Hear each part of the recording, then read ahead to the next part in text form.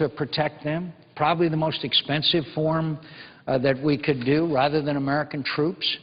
Is it not a flawed strategy to not have enough American troops there to ensure that the lives of Americans who are serving there in various capacities are protected? If I may try to respond to the Senator's question, the answer is yes, but you don't have to believe me or Senator McCain. Ambassador Jeffries, who is our U.S. Ambassador to Iraq, told us back in June when he was getting confirmed that all civilian movements are accompanied by American forces to some extent, a mixture of Iraqi and American forces. And we're about to pass the baton between the Department of Defense to the Department of State. The civilian-military partnership that's been formed over the last decade is working very well. And the future of Iraq is in Iraqis' hands, but they do need our help. And as Senator McCain said, we're helping ourselves. So in June 24, 2010, I asked General Odinero, where are we at in terms of Iraq? How would you evaluate our situation? And since this is football season... This was a hearing. Yes, it was a hearing for confirmation for General Austin. He said, we're inside the 10-yard line. Well, this is football season. I think most Americans can understand that's great progress. And he said we have 4 downs. It's 1st and 10, on the 10 with 4 downs, and he felt good that we could get it in the end zone. But getting it into the end zone is going to require a follow-on presence in 2012. Now, having said that, I know most Americans want our troops to come home, include me into that group.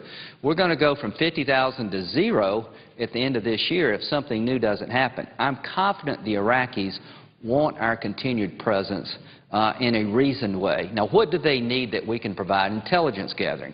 We have the best intelligence gathering capability of anyone in the world, and it helps the Iraqis stay ahead of their enemies. And who are their enemies? The Iranians are trying to destabilize this young democracy.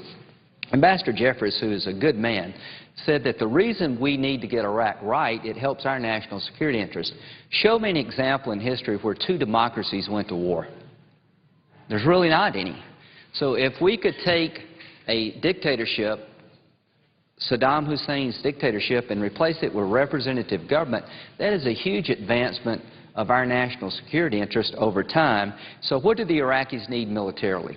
They don't have a mature Air Force. So General Austin said it would be in our interest not only to sell them planes, F-16s, but actually train them how to use those airplanes. They have an infant Navy to patrol their coast, to protect them against threats there.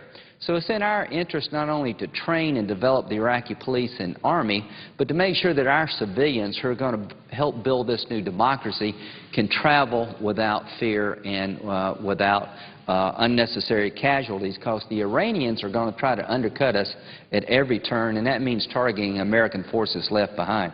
What else do they need? Counterterrorism.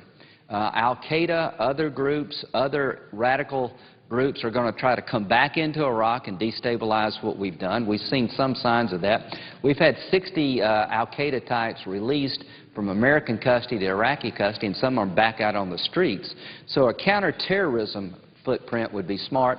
Vice President Biden's right about this. A CT footprint in Afghanistan and Iraq makes sense. So when you add up all these missions, intelligence gathering, training, embedding, counterterrorism, force protection. Could I ask, Senator, are you leaving out the necessity for the peacekeeping in the northern, between the Kurdish areas? That's a very good point, and that's exactly sort of where I was going to take this. That requires a footprint of thousands. We don't need 25,000, but I think 10,000, when you add it up, is probably the bare minimum to do this, because the commander who is policing the Kurdish-Arab dispute boundary line in the northern part of Iraq, they've come up with a very novel approach, and I want to give the administration credit and the military credit. What they've done is they've taken Peshmergas, which are basically Kurdish militia, integrated them with Iraqi national security forces and American forces to form companies and eventually go to brigades where they'll get to know each other, work together as a team. And I think any neutral observer would tell you that our presence in Kirkuk has prevented a shooting conflict in the past, and that's what President Barzani is worried about in the Kurdish areas. So that's 5,000, he said. He said, we will need 5,000 troops here for a while to make sure this new concept of jointness develops over time. So when you add the whole package up, you're somewhere around 10,000 plus. And to the administration, not only is bipartisanship desired in national security, I think it's required. We can look back and pat each other on the back or blame each other about Iraq. That's not what I'm trying to do. We are where we are, and we're in a pretty decent place, to the point that the Iranians are going nuts. They're trying to undercut Iraqis' national development because their biggest nightmares have a representative democracy on their border. That will incite their own people in Iran to ask for more freedom. So please, to the Obama administration, don't make the same mistakes at the end that the Bush administration made in the beginning. And I can say with some credibility that I argued against my own political party infrastructure, that Senator McCain and Lieberman and others, we went there enough to know it was not a few dead-enders, that the whole security footprint was not sufficient and the model to change Iraq wasn't working. It was General Petraeus' model that was adopted to President Bush's credit. That was a hard decision for President Bush. The war was incredibly unpopular. People were frustrated. It seems as if it were a lost cause. And President Bush went against what was the political tide at the moment, and I'm glad he did. So I would ask President Obama that to consider the long-term national security interests of the United States and do what Senator McCain suggested, not what he suggested, what our military suggested. Define missions. Is it important to have some support to intelligence gathering? I would say yes. Training the Army and Air Force, Navy, I would say yes. Having some presence to protect our civilians who are going to be the largest groups, I would say overwhelmingly yes. And does it make sense to have some American military support in the Kurdish-Arab dispute areas? Overwhelmingly yes. And we will stand by you. And I think most Americans are frustrated and war-weary, but they don't want to lose. We're very close to changing Iraq by helping the Iraqi people. We can't change Iraq, only they can. They want to. You talk about the deaths of Americans and it breaks your heart. For every American who's died, there's probably been 10 Iraqis. This hasn't been easy for people in Iraq. That's why I never lost faith. What kept me going with Iraq and Afghanistan is I've been there enough to know that there are people in those countries that want the same thing for their children as most people in this body want for theirs. To be a judge in America, you can get criticized. It's a tough job. You can lose your life in Iraq and Afghanistan. And I have personally met people who decided to step up to the plate, be lawyers, be judges, be policemen, who've gotten killed. And they knew what was coming their way. And it is in our national security interest to help this infant democracy, and that's what it is. Corruption still abounds. There are tons of problems in Iraq, but they're on the right trajectory. So I'm asking the administration, listen to your commanders. In 25,000, in my view, I'm not a commander, but I could understand why the president would say that's a bridge too far. And I know what the generals have recommended. It goes from the mid-teens to the mid-20s, but somewhere north of 10, given my understanding of Iraq, I think will work. And I know we're broke. But the one thing I can tell you we can't afford after all this investment is to lose. The price and cost of losing in Iraq now would be devastating for years to come.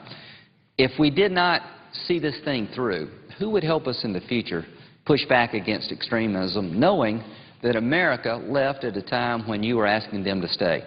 I am confident Sunnis, Shias, and Kurds want us there in reasonable numbers to make sure they can have the help they need to get this right. So the decision apparently has not been made yet. I am urging the administration to look at the missions, be reasonable, understand that you can't give the military all they want all the time, and this is the Commander-in-Chief's decision. He's a good man. It is his call.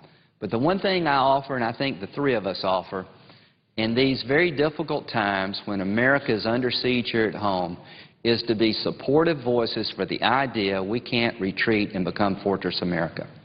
Look what happened when a few people from Afghanistan and faraway places for less than $1 million, what havoc they reaped on our country, and this Sunday is the 10th anniversary. I am hopeful that as we get to the 10th anniversary, we can look back and say that we've defended America in a bipartisan way, And it's not just luck that's prevented us from being attacked. The President deserves a lot of credit for going after bin Laden. He deserves a lot of credit for adding troops into Afghanistan when people are ready to come home from there. I would just urge this administration to listen to our military leaders and finish this right. It would be a tragedy upon a tragedy for us to be inside the 10-yard line and fumble at a time when we can score a touchdown not only for our national security but for fundamental change in the Mideast. If we get it right in Iraq, the Arab Spring is going to get the support that it needs and deserves. If we fail in Iraq, it would be just repeating history's mistakes. The Bush administration did change. Thank God they did, because they did not get it right early on.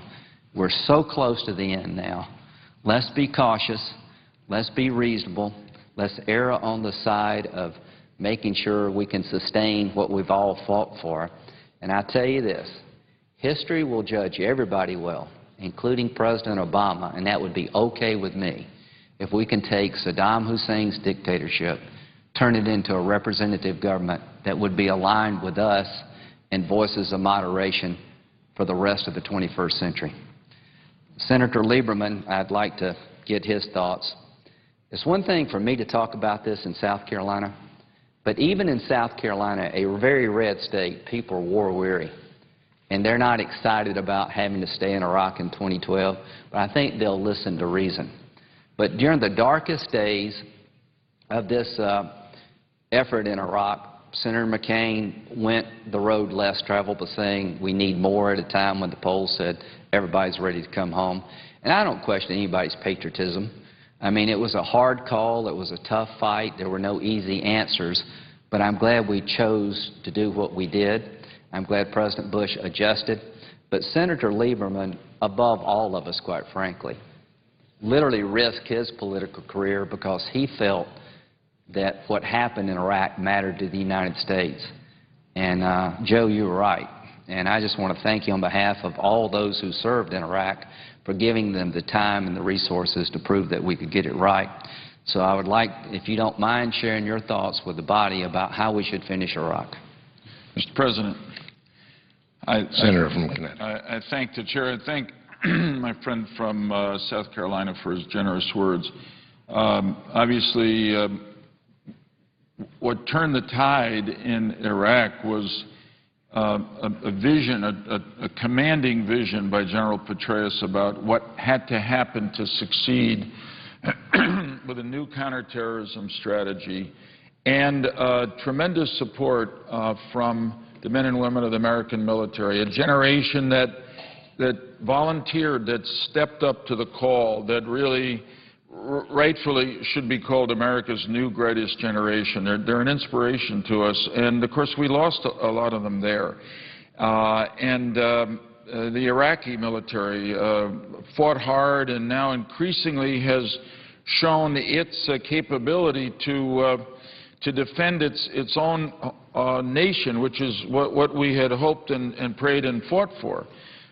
So my friends from Arizona and South Carolina had the same reaction I did yesterday, and we began to talk to each other by the end of the day as we came back to Washington to what was originally a Fox News story, that the decision had been made in the administration to go down to 3,000 troops, and we reacted that way because it was lower than any number we had ever heard from anybody we had confidence in about what was necessary to secure all that we've gained and all the Iraqis have gained. Now, the papers today reported as a fact, Secretary Panetta says no decision has been made. I hope not, because in these matters, I understand there's politics in Iraq as well as here.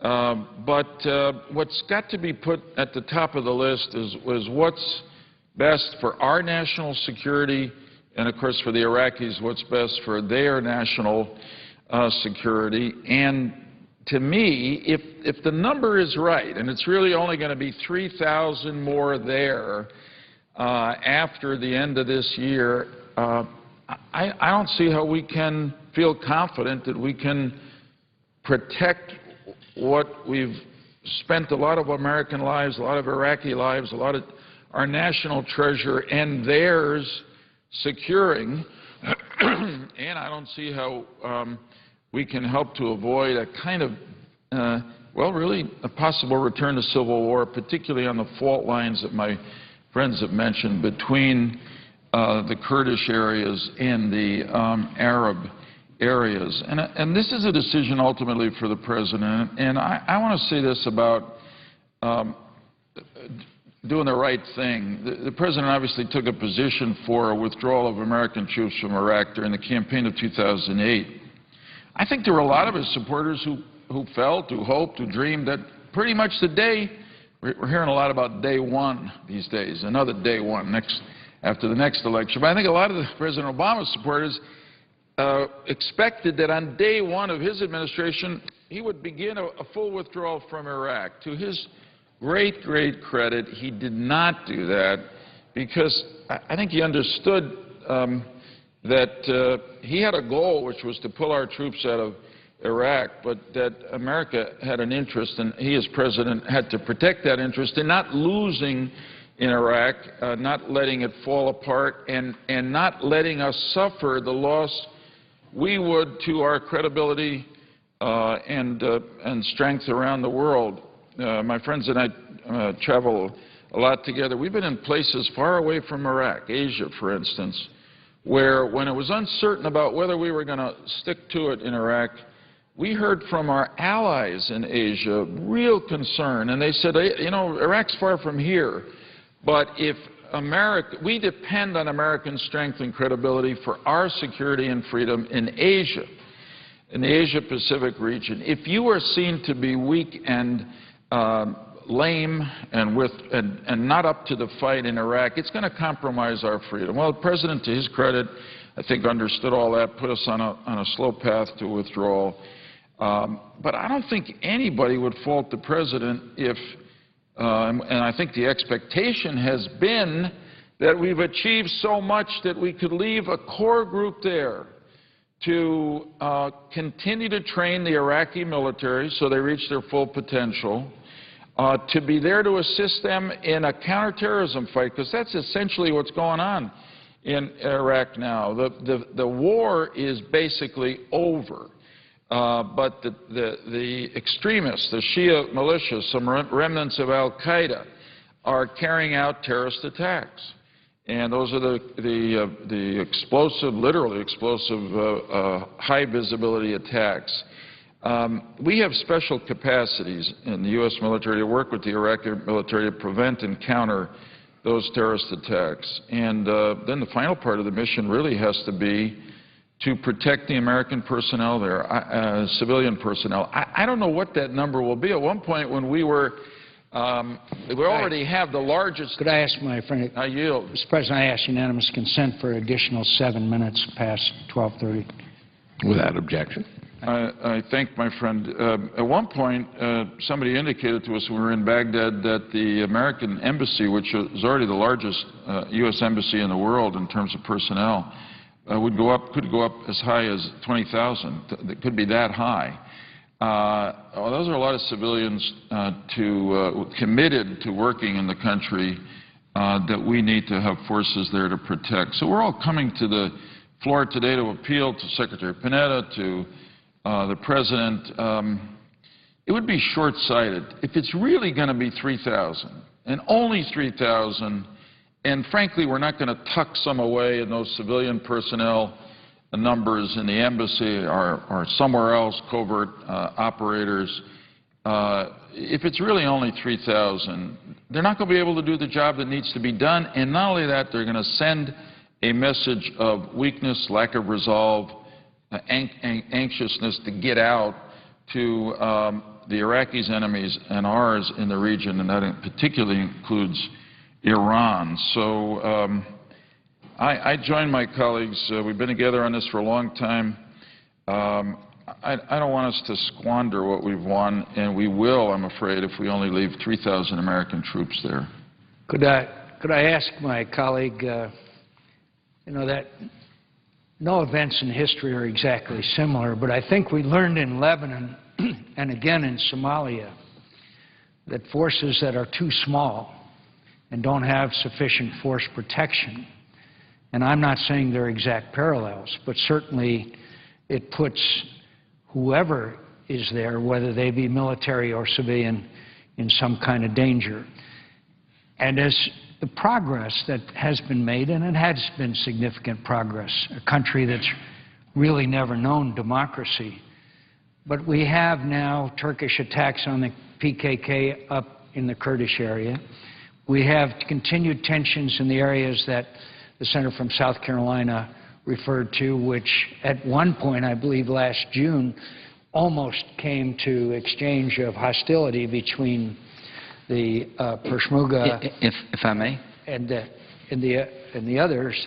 And there's also increased Iranian influence in Basra, and there continues to be the export of arms and IEDs from Iran into Iraq.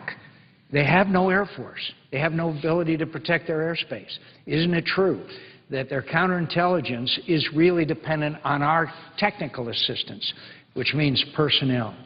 And so the argument seems to be that if we want this experiment to succeed, we shouldn't put it in unnecessary jeopardy. Well, I would just add, if I may, the 3,000 number doesn't allow the missions that are obvious to most everybody who's looked at Iraq to be performed in a successful manner. That's the bottom line. That's why no one's thrown out 3,000 before. Now, can you do it with 10? I think that's the that's really pushing the envelope. But the Kurdish-Arab boundary dispute almost went hot. And this new plan that we've come up with to integrate the Peshmerga, the Iraqi security forces, with some Americans will pay dividends over time. 5,000 is what the American commander said he needed to continue that plan. We have a plan to even wind down that number. It's just going to take a while. But when it comes to Iran, I can tell you right now, I would not want our American civilians to be without some American military support, given what I know is coming to Iraq from Iran. Could I mention one fundamental here? The question is it in United States national security interest to have this 10,000-plus American troops carrying out the missions we just described, or is it not? If it is, then it's pure sophistry to say, well, we would only consider this if the Iraqis requested it. If we are waiting for the Iraqis to request it, then it means that it doesn't matter whether the United States is there or not. I think the three of us and others, including General Odierno, including General Petraeus, including the most respected military and civilian leadership, that it is in our national interest. So the way this should have happened is the United States and the Iraqis sitting down together and once coming to an agreement, making a joint announcement that it is in both countries' national security interest. If it is not, then we shouldn't send one single American there. Not one. I think, if Senator would yield for a second, I think that's a very good point. I mean, we've been there enough to know. We've been asked to go by both administrations. The Iraqis have a political problem. That's not lost upon us. Most people in most countries don't want hundreds of thousands of troops, foreign troops, roaming around their country forever. So the Iraqis have been up front with us. We want to continue the partnership, but it needs to be at a smaller level, and they're absolutely right. I don't buy one moment that there is a movement in Iraq saying we'll take 3,000, not one soldier more. I think what's going on here is there is, as Senator McCain suggested, a number drives the missions, not the missions drive the number. And at the end of the day, this 3,000 doesn't get any of the essential jobs done. It leaves the 3,000 exposed. It leaves the thousands of civilians without the help they need. It leaves the Iraqi military in a lurch. There's no upside to this. So I would just end with this thought. Let's get the missions identified and resource them in an adequate way, and I think the country will rally around the president, because I can't think of too many Americans who would want our people to be in harm's way unnecessarily. If you leave one, you have some obligation to the one. Well, if you left one, you'd be doing that person a disservice. Leave enough so we can get it right, and that number is far beyond 3,000. Mr. President, I want to say in response to something Senator McCain said, I had somebody in the military say to me, if we're not going to leave enough to do the job, we might as well not leave anybody there. And, of course, we don't want that to happen. There's a couple of alternatives here. One is that the 3,000 is not the number, and hopefully we'll have clarification on that, and it's more than that. Because in all our trips to Iraq, talking to repeated teams of leadership, never has there been anyone who said to us that we needed less than 10,000 American troops there to do this job. It may be, and I want to repeat this, that there's a kind of sleight of hand here, and that maybe it's 3,000 here, and there's going to be a few more thousand tucked into the civilian workforce at the embassy, and a few more, some more in special operating covert operators. But I think if that's the game plan here, it's a mistake. We ought to say exactly how many troops are leaving there. It gives confidence to our allies in the region, particularly in Iraq, and it will unsettle our enemies, particularly in Iran. Dr. Ken Pollack, Senator McCain, has a piece in the National Interest out now about this situation, concerned about the small number of troops that may be left there, and agrees that there may be some Iraqis who might be pushing for a smaller post-2011 force with a more limited set of missions. But Dr. Pollack says, and I quote, "This would be a bad deal for the Iraqi people and for the United States. Our troops would be reduced to spectators as various Iraqi groups employ violence against one another. Moreover, if we have troops in Iraq but do nothing to stop bloodshed there, it would be seen as proof of Washington's complicity. If American forces cannot enforce the rules of the game, they should not be in Iraq, period, lest they be portrayed as contributing to the destruction of the country." End quote. That's just what we're saying.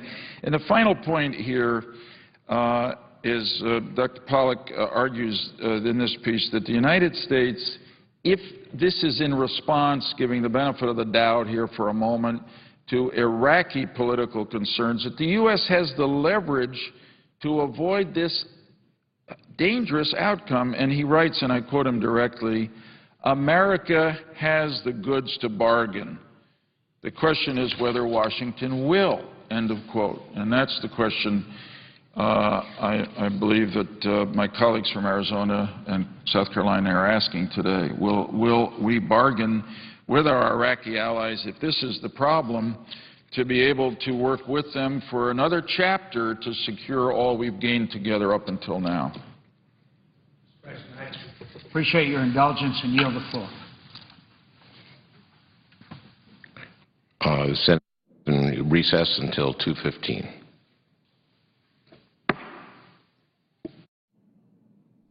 The Senate has just recessed for their weekly party lunches. When lawmakers return at about 2:15 Eastern, they'll continue